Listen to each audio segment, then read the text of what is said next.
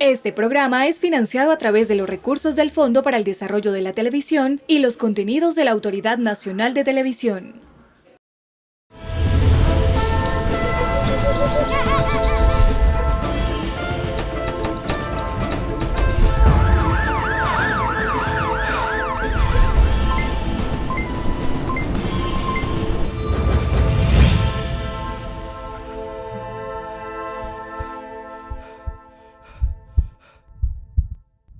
Bienvenidos, esto es Pasando la Página, 10 jóvenes protagonistas de paz.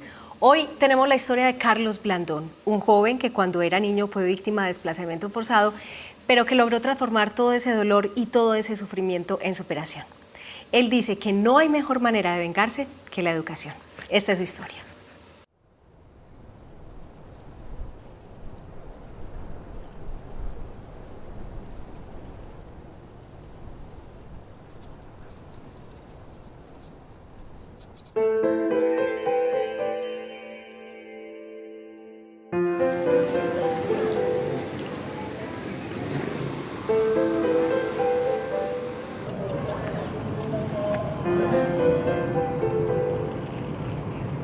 Estaba muy niño, pero yo no lograba entender qué pasaba. Por culpa de los grupos armados de la ley, pasó lo que tenía que pasar. Pasar la página es algo vivido, algo que que vivimos y que ya estamos viendo una nueva vida.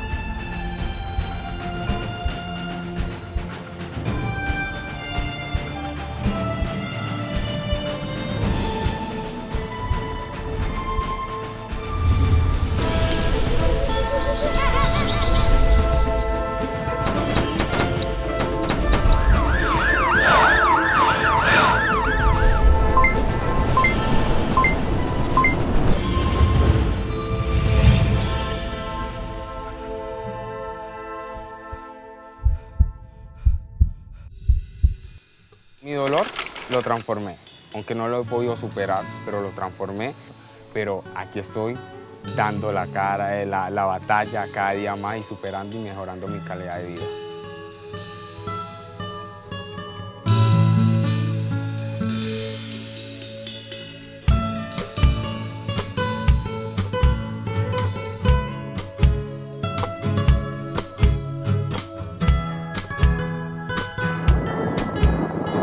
Estoy aquí ejerciendo una labor y replicando todo lo aprendido el día a día, el día a vivir. Que me digan, mírame, y que muchos conocen lo que yo sufrí, lo que yo viví, y que la gente me identifique y me dice, mira a Carlos como era de pequeño, mira a ese niño como sufrió cuando era pequeño, míralo ahora como está de grande, míralo ahora como ya ha podido superar, ya ha podido estar mejor.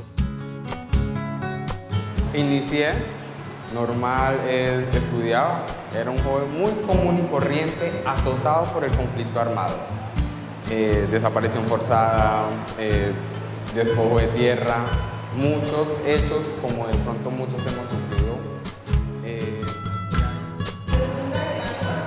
Una de las cosas que la violencia no se llevó, las ganas, el deseo de seguir adelante, de superarnos, como esa dignidad de ser humano y de seguir siendo buenos. Él dice que él tiene que ser alguien en la vida, porque él va a demostrar que él solo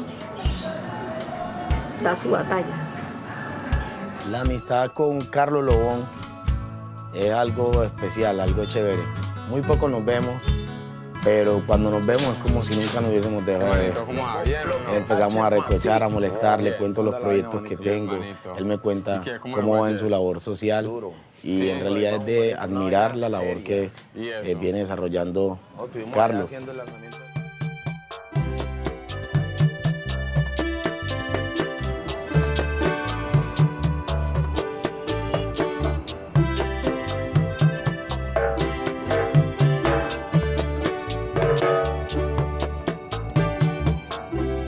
Yo nací aquí en Apartado hace que 24 años. Después que nací aquí en Apartado, nos fuimos para el municipio de Chigorodó. Allá vivíamos, éramos una familia muy común y corriente, como la era toda, muy humilde. Para un niño ha sido duro, pues prácticamente que no fue criado a sus padres,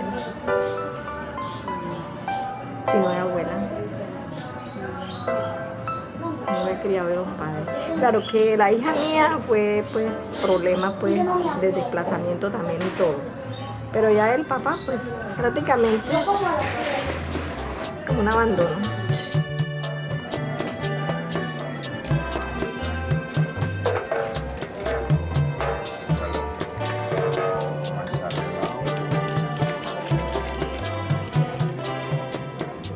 Mi abuela, yo le digo mamá porque es la abuela que me crió. Mi madre fue algo de desaparición forzada.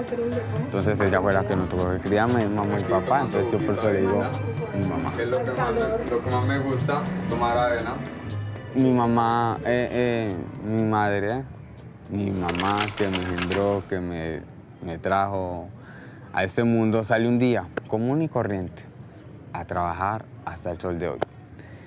No supimos más nada de ella, fue algo, muchos años que yo creo que no tengo palabras para decir o explicar lo que vivimos, lo que yo viví.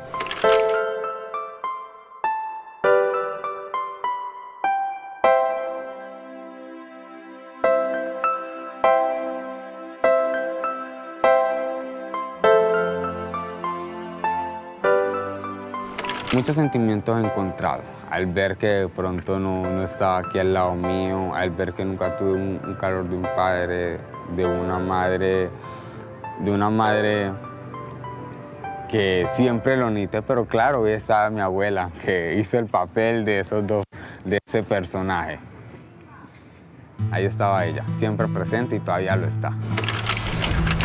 Ya hay una noción de la ausencia de la figura como tal.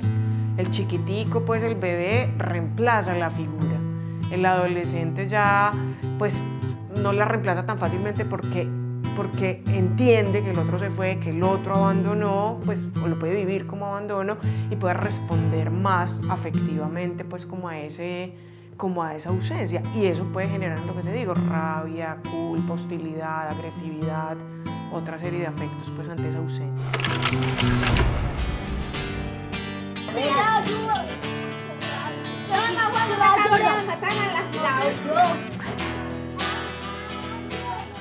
Hola ma, estamos acá por mi barrio y hoy se me dio pues por mandarte este video saludo y que yo sé que algún día que tú lo vayas a ver, vas a ver todo lo grande que he estado, todo lo que yo me he preparado, todo esto mamá, entonces aquí te mando una videocarta con mucho amor, te quiero mucho.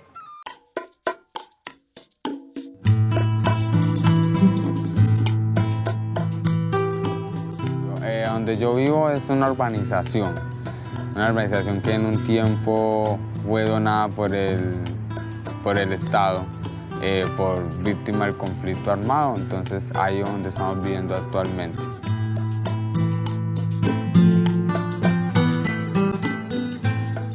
Esa vivienda para mí significa todo ese desplazamiento, todo el desplazamiento que nosotros vivimos, todo lo que nosotros nos tocó recorrer y para mí esa casa tiene un símbolo que si yo en un mañana si pudiera embarnizarla la dejaría así porque esa casa recuerda, es como símbolo de toda esa violencia que nosotros vivimos. Acá todavía tenemos fotos tuyas. Aquí está la foto, una de las fotos cuando yo iba a sacar la cédula. Aquí está mi tío, mi primo, aquí está mi tía Marina. Esta es la cocina, esta es la hermosa cocina, mamá. Aquí es todo esto, es cuando mi abuela vendía revista, todo eso fue lo que ella hemos logrado a pesar pues, de las dificultades que hemos tenido con el conflicto armado, que quedamos sin casa, que no teníamos vivienda, pero aquí tenemos ya una nueva vivienda. Acá tenemos este cuadro, aquí está mi abuela, salúdala. Cositas navideñas que me fascinan mucho, la Navidad. Me traían tristeza, pero últimamente me traen mucha alegría. Ahí está mi mamá.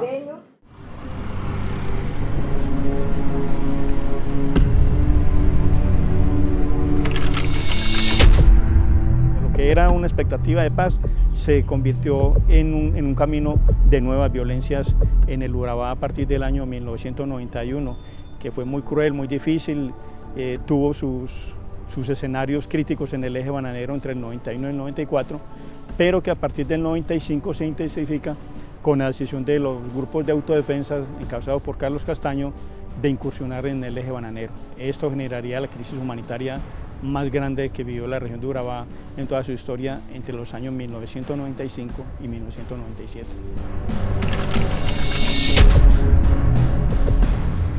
El motivo de mi desplazamiento con mis hijos y mis nietos fue un accidente, pues no fue ni accidente, algo, ¿cómo detengo la palabra? Sí, eso sería como un accidente, que yo estaba en Chigorodó, yo vivía en Chigorodó y prácticamente yo trabajaba en el batallón. Y la señora que iba conmigo la iban a matar, entonces yo iba con ella y la dispararon a ella y me dieron a mí. Mi abuela recibió unos impactos de bala, no eran para ella, porque no tenía que ver nada con eso, sino que en ese tiempo, cuando íbamos en Chigorodó, iban en un carro y en el carro que iban a asesinar a una persona, entonces ella estaba ahí porque iban en un carro, ella estaba al lado y las esquirlas le cayeron a ella. Y me tocó, pues no me tocó ni a mí, le tocó una nuera mía, porque ahí me llevaron en avión a Medellín, porque ya yo iba pues prácticamente muerta. Y eso fue un descontrol para mí, yo estaba muy niño, pero yo recuerdo muy bien. Y la nuera mía fue la que recogió los niños, los míos y Carlos y Viviana, todos. Yo tuve que dejar todo, abandonar mis casas, todo, regalar cosas y así, bueno, mejor dicho, todo he perdido. Recogimos todo, porque eso fue así de un día para otro, recogimos todo en unas cajas y todo. No entendía porque no solamente mi abuela nos decía que nos íbamos, en ese tío que nos íbamos y nos fuimos para la ciudad de Medellín. De Urabá a Medellín, de Medellín a Cerrito Valle, y de Cerrito Valle a Montería Purísima. Es un pueblito donde pero que mucha crisis también, ya de ahí regresé a Apartado. Sí, que yo caminé muchas partes como buscando para no llegar a Urabá, pero volví a llegar a Urabá otra vez. Me tocó. Cuando llegamos a Medellín llegamos con las manos vacías, llegamos solamente con la mera ropa. De Medellín nos tocó pasar mucho trabajo, porque pasamos mucho trabajo, nos tocó dormir en el piso, nos tocó vivir cosas que yo creo que... Me acostábamos sin comer. Y a veces me tocaba prácticamente acostarme con los niños sin comer. Y una sola vez fui a donde un señor de una tienda y me regaló unos panes. Que no tenía que comer con mis hijos. Nos daba miedo volver a regresar, nos daba miedo que de pronto nos fuera a pasar algo, aunque nunca vivimos nada, porque nunca tuvimos que ver nada con eso, pero el miedo, el temor, nos fuimos para la ciudad de Cali. Allá en Cali llegamos un poquito a establecer nuestra vida, y de ahí del municipio de la ciudad de Cali nos fuimos para Córdoba. De Córdoba lo mismo, y ya, nosotros ya estaba ya un poco más grande, ya tenía más conocimiento, entonces nosotros decidimos no más. Mi mamá dijo, no más, nos vamos otra vez para Urabá. Para volver aquí a Apartado, yo entré por Chigorodó y yo me atreví a investigar. Claro que estaba que los nervios, yo lo que le dije a esa persona, que si veía pues alguna cosa que esperara que yo entregara a los muchachos. Entonces me dijo, ¿por qué? Digo, no, porque yo sé que ustedes me pueden matar. Entonces me dijo, ¿usted debe algo? Y yo no debo nada, estoy sana. Me dijo, bueno, entonces hágale. Pero igual, como ya teníamos mucho tiempo, o sea, eso puede decir que años, que nos fuimos, nos volvieron a investigar que de dónde somos, de quiénes éramos. Está sana, señora. Puede vivir tranquila aquí, por nosotros. No sé quién eran ellos. Que me dio por nosotros, pues está sana. Yo no tuve lengua para decirle nada. Yo lloré toda esa noche, lloré. Lloré alegría, lloré lo que me estaba pasando, lo que yo me había tenido que humillar para poder estar aquí en esta tierra otra vez. 1998 en Urabá fueron desplazadas más de 6.000 personas y en el resto de Antioquia 3.930. Entre 1998 y 2004, 1 de cada 4 desplazamientos en Antioquia ocurrió en Urabá. Más de 62.000 personas fueron desplazadas de Urabá entre 1995 y 2006. Campesinos, trabajadores, comunidades indígenas y afro fueron forzados a abandonar sus territorios ante las órdenes de desalojos, masacres, amenazas y asesinatos selectivos. Medellín se convirtió en el principal lugar de recepción de desplazados provenientes de Urabá. Nuestros registros superan las 512.300 víctimas. Víctimas que han sido muy emprendedoras y hemos logrado acompañarles en todo un proceso desafiante que es la reparación integral en medio de un conflicto que aún no ha terminado. Víctimas que han tenido, digamos, el alcance de las diferentes rutas, no solamente el recurso por indemnización, sino otras medidas que van más allá al reconocimiento económico, sino a toda su recuperación emocional por esas afectaciones, por esos hechos victimizantes que en algún momento en sus vidas tuvieron que afrontar. Que algo está pasando, Hola, que aunque yo tenga a mi novia en ti estoy pensando, vamos a ponernos locos. Una vaina chévere. Manito, pero, o sea, Y espero que me apoyes compartiendo las canciones. Que claro. sabes que siempre estamos ahí en la jugada. Hubo un tiempo de mucha violencia. Digo hubo porque hace rato ese tiempo pasó. Por mi cabeza no pasaba nada más que venganza. Asesina todo eso, man, y formó una matanza. Pero me di cuenta que esas cosas no transan. Así no se equilibra la balanza. Fue en realidad algo vivido, esa frase, algo que sucedió y la letra habla parte de mi vida. Porque como te digo, somos víctimas de los actos delictivos por grupos al margen de la ley acá en Urabá. Decidimos avanzar. En mi caso decidí cambiar la venganza por la música. Un ritmo como todo. Un ritmo como árabe. Muy intenso, muy electro, muy discoteca. No, mijo, tú estás pegado.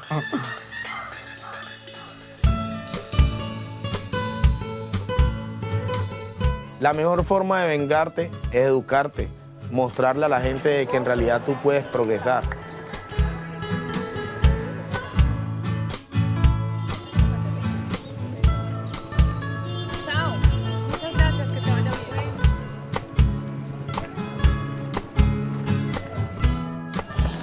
Buenos días, ma. Hoy es mi segundo día de clase en la universidad. Ya estoy en el segundo semestre de psicología y estoy muy contento de estudiar lo que siempre he querido para poderle aportar a la sociedad y para transformar el entorno de muchos jóvenes.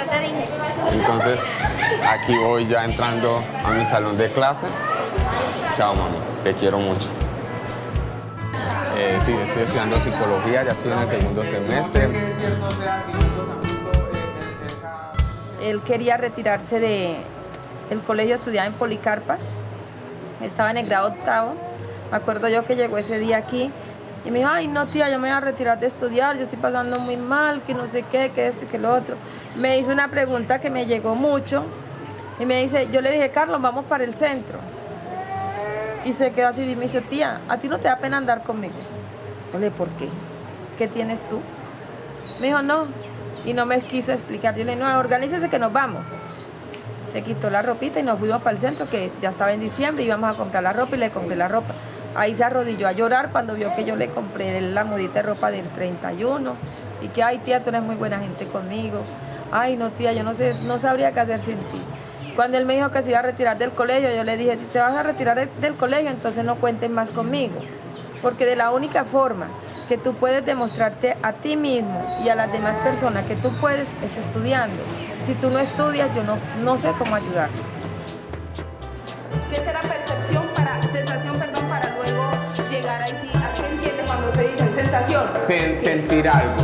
es como sentir algo, el tacto, sentir como es muy, o sea, va muy de la mano. Es poder aportarle a la sociedad, a esa nueva generación que viene, a esos jóvenes que vienen, tanto darle ese sentido, darle ese toque, qué importancia tiene ellos transformar su vida, qué importancia tiene para ellos poder mejorar su calidad de vida. Yo creo que de aquí, ni para atrás, ni para coger impulso, aquí es para adelante, a pesar pues, de los muchos sacrificios que tenga ahora en adelante, porque no puedo decir que es algo perfecto que voy a, pero de aquí seguiré.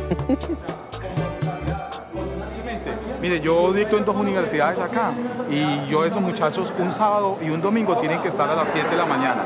Y hay pelados que vienen de Mellitos, que eso queda como a 3 horas de acá, o del Alto de Mulatos, o de la Candelaria, en fin, y son chicos que por sus propios medios uno los ve y llegan a estudiar juiciosos todo un sábado, todo un día, un domingo. Tratan de salir adelante, tienen proyectos, aquí hay muchas instituciones. Por ejemplo, lo miro por mí, esto.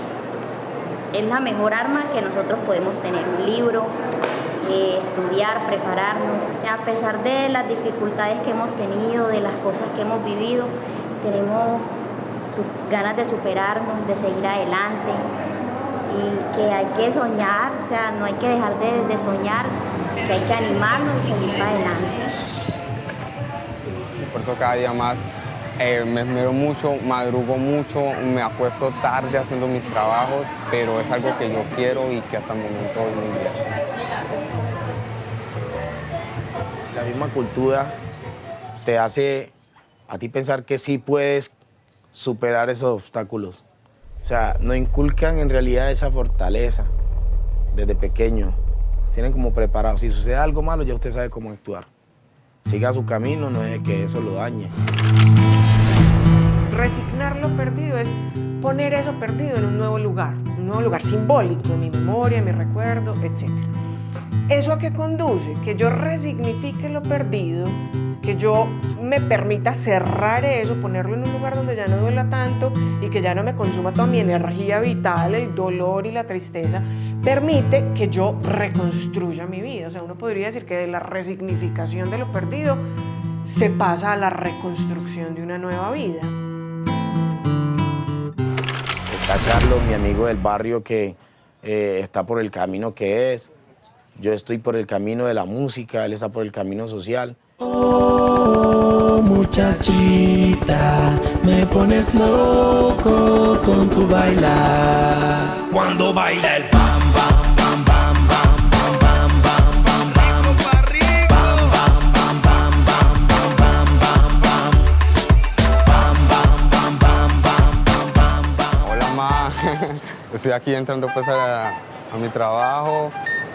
Acá voy entrando, ya voy para mi escritorio de trabajo. Ya, este es mi escritorio, este es mi puesto de trabajo, mami. Donde quiera que estés, sabes que te quiero mucho. Mira el trabajo que yo estoy haciendo, en lo que me he desempeñado y cada día más estoy mejorando mi calidad de vida. Entonces te quiero enviar un saludo, un abrazo inmenso y donde quiera que seas, que veas este mensaje, sabes lo mucho que te quiero. Chao, mami. Chao. Hola, buenos días. ¿En qué le puedo colaborar? Vea, ella es mi madre. Sí. Y yo vengo No se trata de cobrar un pago de atención humanitaria. De igual manera hay que estar pendiente porque vas a cobrar un compañía egoístas. Aquí entré a esta entidad, Unidad de Víctimas, y estoy aquí laborando en el centro, en el punto de atención a víctimas, porque igual yo soy víctima directamente por muchos hechos. Cuando atiendo a esas personas, créeme que trato de ser fuerte al decirle a esas personas porque muchos se acercan y se desahogan, como algún día yo también me desahogué con muchos, ¿cierto?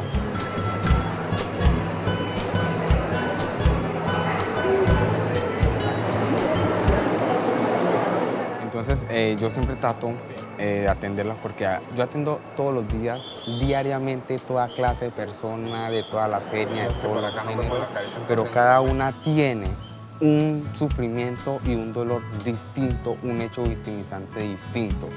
Carlos se sacudió y dijo, aquí estoy yo y voy para adelante.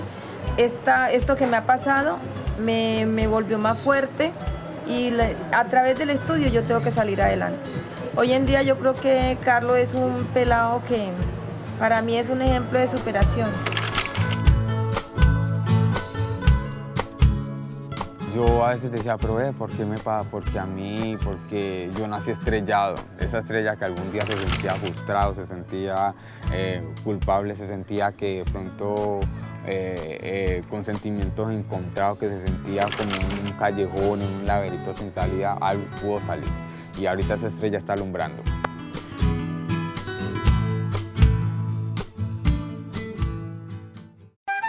Esta es mi habitación. Esto, aquí está mi sobrino Santiago. Sal de la cámara, Santi. Está el muñequito. Esto aquí, donde yo tengo pues mis lociones, tengo la alcancía. Cada alcancía tiene un significado. Este es alma, este es candelaria y este es el marranito. Esta quiere decir el ahorro. El ahorro, que uno tenga el propósito, todo esto no las regalo, ni siquiera lo utilizo, sino que para mí tienen un significado grandísimo. Esta medalla me la gané yo por un buen liderazgo, me la juego por las víctimas. Esto es un recuerdo para mí. Y esta también me la gané yo liderando procesos juveniles. Bueno, ma, entonces aquí te queremos mucho. Yo sé que tú algún día vas a ver este video. Abrazos. Chao, mami. Aquí estamos en unión, en la familia. Chao. Chao. Dios te bendiga, Dios te guarde. Chao, mamá. Donde Chao. quiera que andes. Gracias. Soy un joven constructor de paz. Primero, para que haya paz, indemnizo mi corazón y paso la página. Una improvisación, pasando la página. Hágale que yo aquí la acompaño con su... O otros 5 minuticos más para que pienses. No, vamos a hacerlo así espontáneo, vamos. Eso es lo que se quiere. Dame pues dame pues las palmas o algo.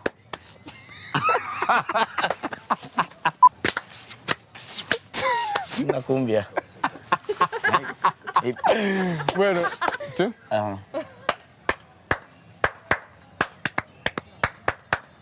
Sin palmas mejor. Yo pienso que mejor sin palmas. Yo paso. Improvisando, de corazón no lo hacemos de máquina. Aquí estamos pasando la página. Y ya tú sabes cómo viene y cómo va. Somos jóvenes de donde, de Urabá, desde la tierra del banano. Parcero, mi hermano, todos estamos aquí, así que nos damos la mano. Y ya tú sabes, improvisando para ti, para que en la vida metas conciencia, seas feliz. Y ya tú sabes cómo viene, cómo va. Gusto me presento, Amado Tobar. Y ya tú sabes, Colombia, jóvenes desde Antioquia. Yes, tú sabes cómo va, pasando la página. Yes.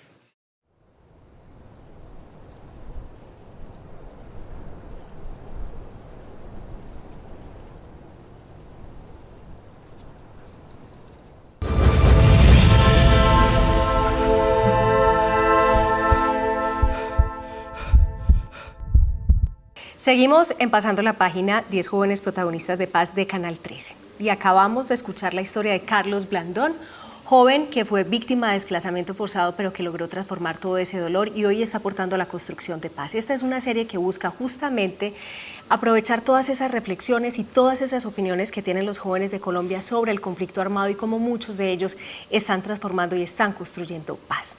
Y para hablar de este tema del desplazamiento forzado, pero también del retorno en Colombia, tenemos dos invitados. Primero, quiero saludar a Luz Patricia Correa, ella es la directora de la Unidad de Víctimas de Medellín. Luz Patricia, bienvenida y gracias por estar con nosotros. No, muchas gracias a ustedes por invitarme a este programa. Y también tenemos a Mario Agudelo. Mario fue exalcalde del municipio de Apartado, en donde se desarrolla gran parte de este programa, de esta historia que acabamos de ver de Carlos. ¿Cómo estás, Mario? Bienvenido. Bueno, muchas gracias por la invitación. Creo que es una magnífica oportunidad para hablar de un tema que es de una gran actualidad y de una gran importancia. Así es. Así es. Vamos a comenzar con las dimensiones del tema del desplazamiento forzado en Colombia, porque el Centro Nacional de Memoria Histórica, Luz Patricia, señala que Colombia es una nación desplazada. ¿Por qué? Bueno, yo creo que, y además para ilustrarlos a los televidentes, pongamos un contexto internacional. En el mundo hoy asistimos a grandes oleadas de desplazamiento en Siria, y en otros países que tienen un conflicto interno muy fuerte. Lo de Colombia no se compara con eso en términos de cifras, porque las cifras de Colombia, el registro único de víctimas está por los 8,5 millones de víctimas o 9 millones de víctimas. Es decir, si nosotros seguimos en este ritmo, nosotros primero tenemos el registro más grande de víctimas del mundo, y segundo, cerraríamos, digamos, incluso con este proceso de paz, que ha rebajado muchísimo el número de víctimas, con un número de víctimas muy, muy grande. Entonces, y supongo que todavía hay subregistro, Patricia, porque no todas total, las víctimas total. van a señalar. Y dentro de ese registro de víctimas, les cuento que el número de víctimas más alto es el de desplazamiento forzado. Hoy en día nosotros, mientras hacemos este programa, aquí en Medellín, en la personería y en el Ministerio Público en general, están llegando personas desplazadas. Y por eso el centro tiene razón cuando dice esta es una nación desplazada. Nación desplazada. Sí. Mario, durante mucho tiempo a los desplazados se les consideró casi que víctimas incompletas, una subvaloración profunda de ese concepto y profunda del sufrimiento y el dolor que estas personas padecieron durante muchos años. No obstante, eso ha variado un poquito, pero ¿tú consideras que hoy Colombia asume, acepta, entiende y está ayudando a todas estas víctimas, o todavía le estamos dando la espalda a los desplazados en Colombia? Yo creo que sigue siendo un tratamiento todavía que se queda corto. El país apenas en los últimos años ha venido ganando conciencia frente al tema de las víctimas y particularmente frente al tema del desplazamiento. El desplazamiento no es un fenómeno nuevo. La alta cifra de desplazados que registra el país obedece también a la existencia de un conflicto muy prolongado, un conflicto de más de 52 años, pero indudablemente en el tema de los desplazados las políticas siguen siendo muy incompletas, en algunos casos siguen siendo muy asistenciales. Muchas de las víctimas del desplazamiento viven un martirio permanente para que el Estado le reconozca sus derechos, le reconozca la posibilidad de la atención, no solamente en materia social y económica, sino en materia psicosocial.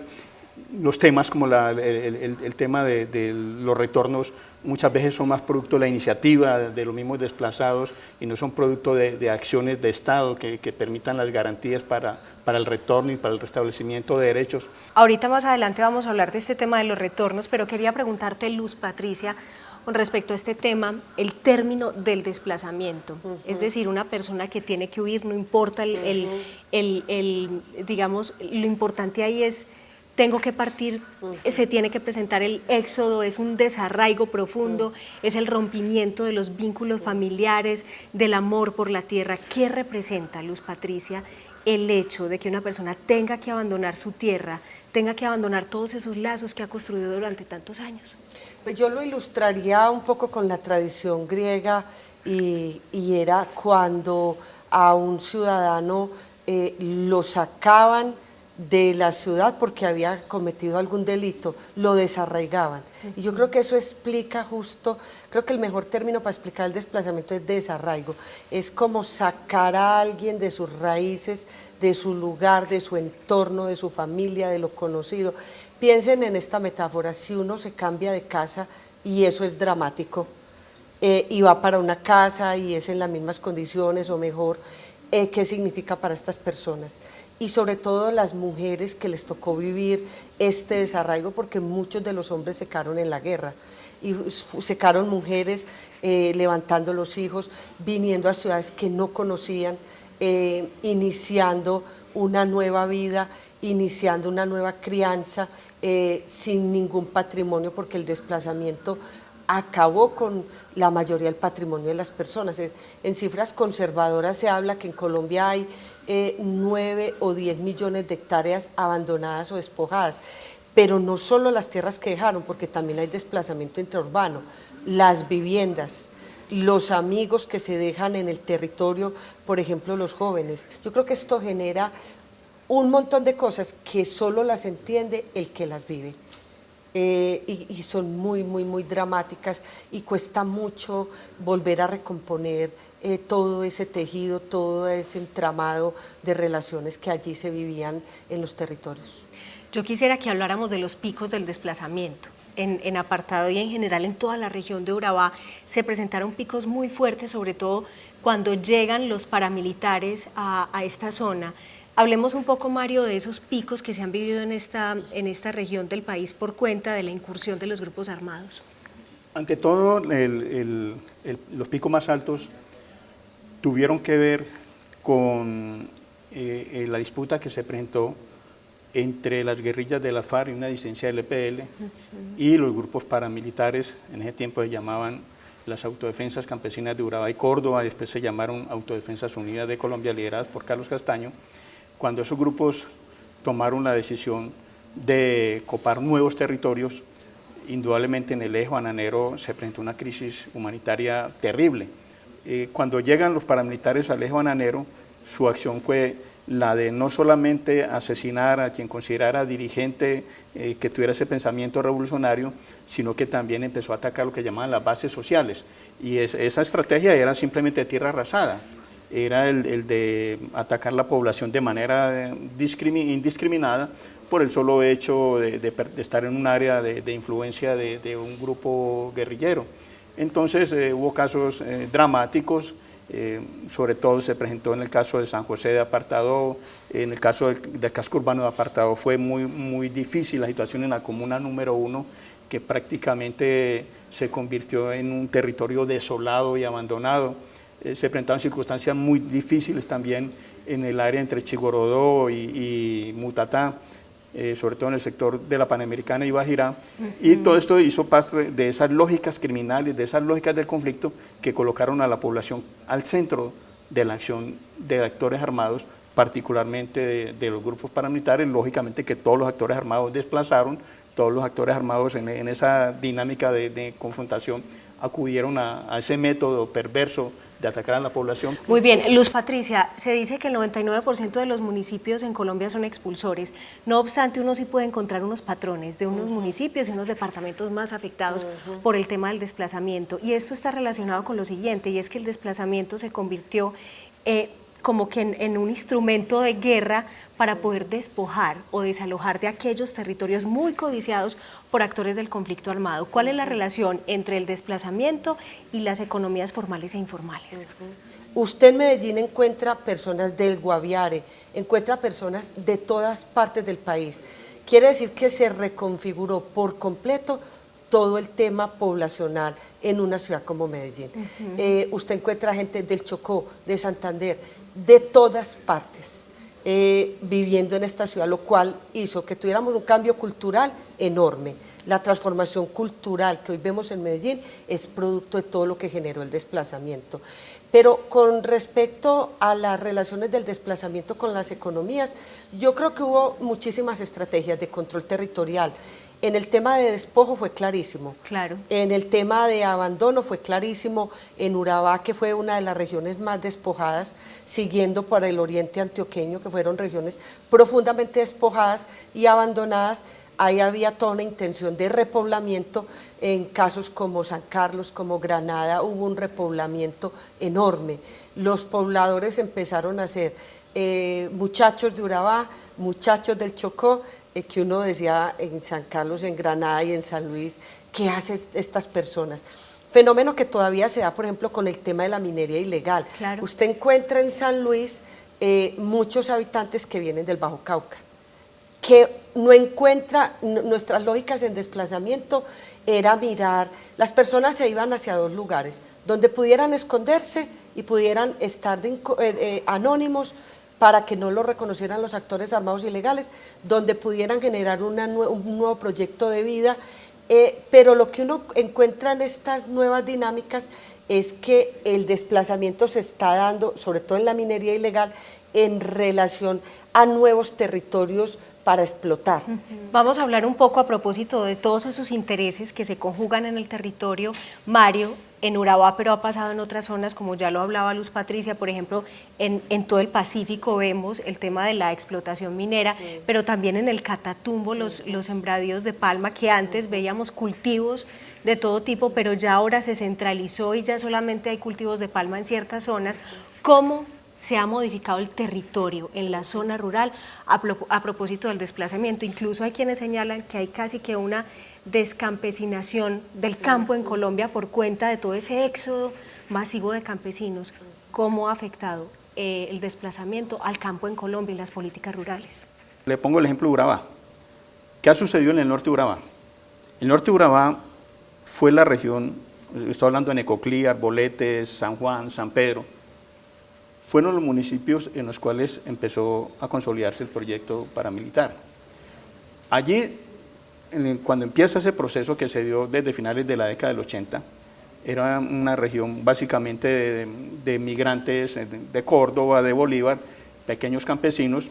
En la medida en que se fue dando este fenómeno paramilitar, que iba muy ligado también a la vocación que tenía y las posibilidades que tenían para ser una zona de tránsito de drogas para el exterior, eso también empezó a afectar la tenencia de la tierra. Es decir, allí se dio por un lado un proceso de concentración de la tierra.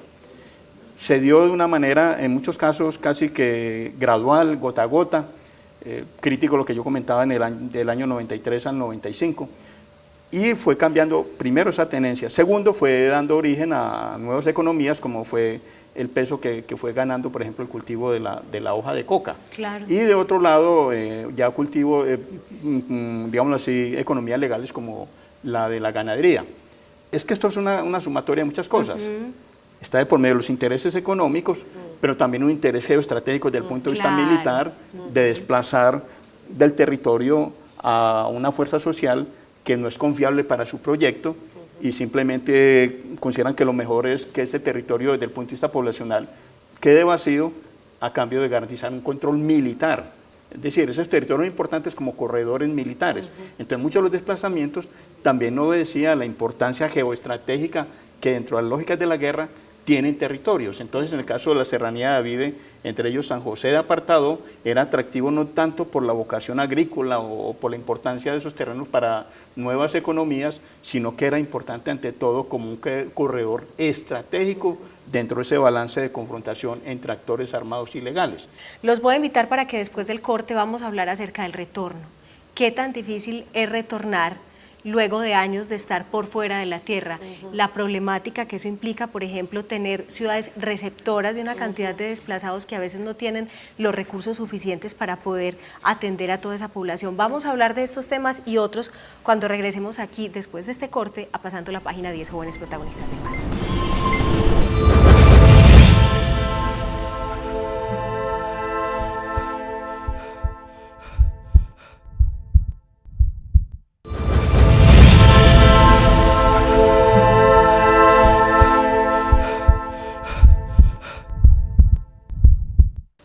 Estamos en Pasando la Página, 10 jóvenes protagonistas de paz de Canal 13 y justamente estamos hablando del tema del desplazamiento forzado y el retorno en Colombia. Vimos la historia de Carlos Blandón y tenemos dos invitados que nos están ayudando a comprender este fenómeno.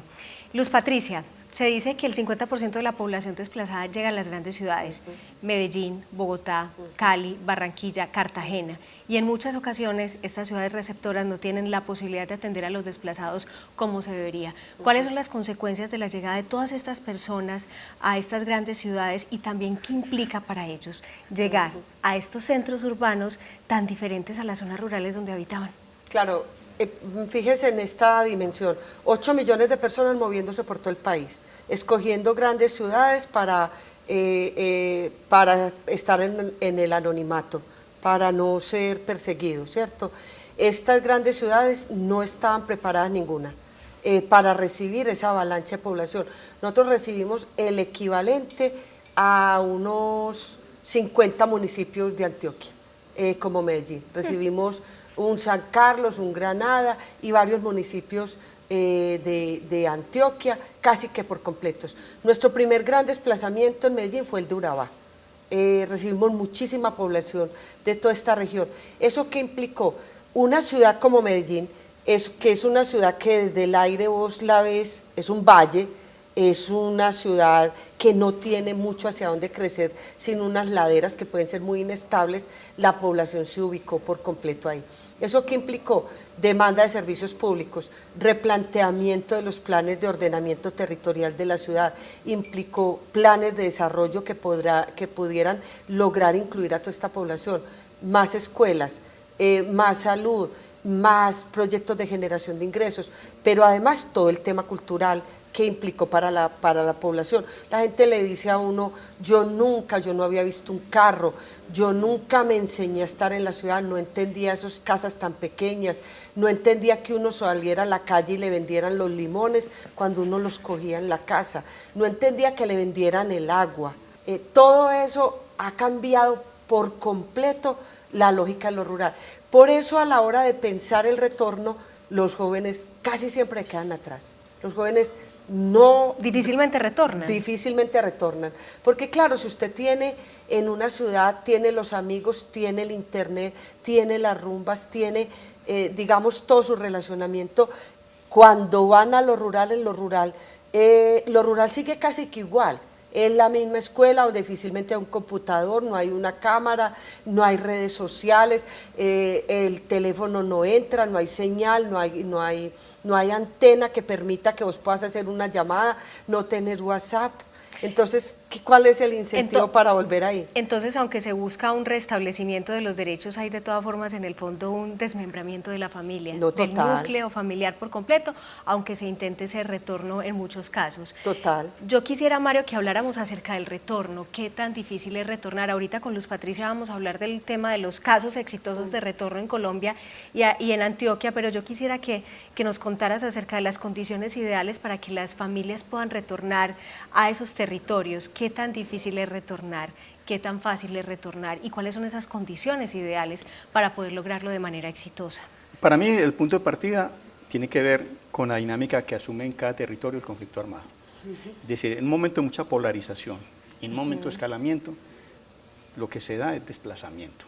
Hay retornos, como sucedía con el joven que estamos... Carlos.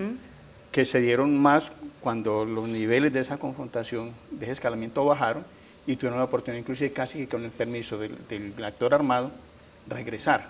Entonces, primero, tiene que ver mucho con una dinámica de polarización, de agudización de la confrontación, es casi que imposible el retorno, así sea individual. O sea, condiciones de seguridad necesarias. Sí, básicamente tiene que haber condiciones de seguridad. Porque, ¿qué nos demuestra eso? Otra realidad. El Estado no es capaz de brindar garantías de protección a los ciudadanos y están a merced de los actores armados. Esa es la primera característica, la primera condición. La segunda, si el desplazamiento se torna prolongado, el retorno se vuelve puede ser más traumático. El retorno que en sí mismo las condiciones en las cuales están los ciudadanos y las familias en los territorios a los cuales llegaron. Es decir, yo conozco casos de gente desplazada de hace 8, 10, 12 años de la región de Urabá, que hoy dicen que así les devuelvan la tierra, ellos no retornan. Porque es que el retorno, cuando se demora tanto tiempo el desplazamiento, el retorno es un volver a iniciar. Un volver a iniciar a trabajar la tierra, un volver a iniciar a reconstruir un entorno social, volver a restablecer un nuevo escenario para la familia que bien o mal, sobre todo en el caso de los jóvenes, como decía la doctora, está muy claro que ya ellos acá llegan a la posibilidad de establecerse y les queda muy difícil desarraigarse nuevamente. Entonces, ese es otro factor que hay que tener en cuenta. Y lo otro es que se dan casos, el tercer elemento es que haya una política de Estado para atender a esa población que en cierto momento quiere retornar. Es decir, brindarle las condiciones no solamente de seguridad, sino las condiciones básicas desde el punto de vista económico y social para que esa población retorne y se restablezca con dignidad. O sea, el proceso no es nada simple, no es nada sencillo, y yo diría que en los casos en los cuales el desplazamiento lleva muchos años, esos retornos van a ser muy difíciles y en muchos casos se pueden dar, pero de una manera diversa. Diversa. Patricia, Ahorita hablábamos que hay retornos que son propiciados o acompañados por el Estado, pero hay otros retornos que son particulares. Pero hablemos de aquellos casos exitosos de retornos masivos de campesinos a sus territorios. ¿Cuáles podrían ser esos casos exitosos y por qué han sido exitosos? ¿Cuáles son digamos, los factores que han propiciado que la gente los asuma, los acepte y que ya estén hoy viviendo tranquilamente en esos lugares? La pluralidad que hoy hay en grandes ciudades. Bogotá siempre la había tenido, Medellín no. Por cuenta de la llegada de desplazamientos, marcan, yo creo que un hito cultural en quiénes somos hoy en día, quiénes somos incluso nosotros como antioqueños y quiénes son otros departamentos a partir de la llegada y la entremezcla profunda. La segunda, hay un mito alrededor del retorno, nuestra experiencia nos lo mostró, no retornan, esa reconfiguración en el país que hacía pensar que debía retornar toda la familia, no es cierto, no pasa. El Estado no puede forzar a que todos retornen cuando se han establecido redes sociales con el territorio. Retornan los más adultos, los jóvenes por lo general se quedan, los más adultos que añoran la tierra, que añoran los lugares donde crecieron y vivieron, son quienes están retornando. Los únicos que retornan por completo son los grupos étnicos, especialmente los indígenas. ¿Y eso qué? En el tema de indígenas también ha habido, digamos, una degradación por la venida de ellos a la ciudad, no degradación de ellos, de la degradación que tiene la vida en la ciudad con el tema de drogas, con el tema de consumo de sustancias psicoactivas, que afecta profundamente a esos grupos. Y estos indígenas que terminan consumiendo sustancias psicoactivas que no logran adaptarse al territorio o adaptarse a los inquilinatos o a los pagadiarios, como los llaman en Bogotá, no se retornan con sus grupos familiares. Entonces nosotros, en nuestra experiencia como Medi, nosotros hemos acompañado a retornar en 4 o 5 años a más de 25.000 colombianos. Nuestro primer gran retorno fue en el municipio de San Carlos, en el oriente antioqueño, de allí se vinieron 12.000 personas. Ese fue un retorno y usted me pregunta que cuáles son las condiciones para que un retorno sea exitoso, que sea integral, que haya seguridad, que haya dignidad, que haya sostenibilidad en el retorno, que haya posibilidades en el territorio. Eso pasa por tener una economía, eso pasa por tener una vivienda o por volver a rehacer su vivienda, eso pasa por las redes sociales, eso pasa por la infraestructura institucional como tener el puesto de salud, tener la escuela, tener la carretera, tener desminado el territorio. Y con el tiempo hemos apoyado retornos colectivos como de 250 familias al Chocó, al sector de La Puria, y ahora vamos a acompañar 300 personas a retornar también al Alto Andágueda en el Chocó. En el retorno indígena, lo más importante es la defensa del territorio para los indígenas. Digamos, lo más político para los indígenas es estar en su territorio. Claro. Mario, te toca la conclusión. Y esta conclusión yo quisiera que estuviera muy relacionada con los jóvenes, el papel de los jóvenes en el posconflicto, pero también en entender la magnitud del tema del desplazamiento y cómo, aunque no sean víctimas, pueden aportar a la construcción de paz. ¿Qué es indispensable que los jóvenes conozcan y cómo pueden aportar a esta construcción? Ante todo es necesario, para mí el tema de la memoria es fundamental, es decir, tener memoria de lo que ha pasado. Ante todo, de la afectación del conflicto armado a la sociedad en su conjunto, pero hay sectores que han vivido más en carne propia, han sido más afectados por esa dinámica del conflicto, particularmente el tema de mujer y el tema de juventud. Esos son los temas que realmente hay que tener en cuenta. Los jóvenes están llamados a recoger las banderas, a recoger ese dolor, ese sufrimiento que ha tenido la sociedad colombiana, a entender la necesidad de trabajar por la paz, por la reconciliación, a entender que ellos son la fuerza nueva, la fuerza que en definitiva en un posconflicto le van a dar sostenibilidad y van a garantizar que no haya esa repetición como fenómeno sistemático de la sociedad colombiana. Que es el caso de Carlos. Ahí lo vemos claramente, un joven que hoy le está aportando a la construcción de paz en la atención a las víctimas, a propósito de todo lo que sabe, en el ámbito profesional y personal. Luz Patricia, Mario, gracias por estar con nosotros en Pasando la Página. Un placer haber estado con ustedes conversando sobre este tema. Y a todos los televidentes, muchas gracias por estar con nosotros y los esperamos entonces en un próximo capítulo de Pasando la Página, 10 jóvenes protagonistas.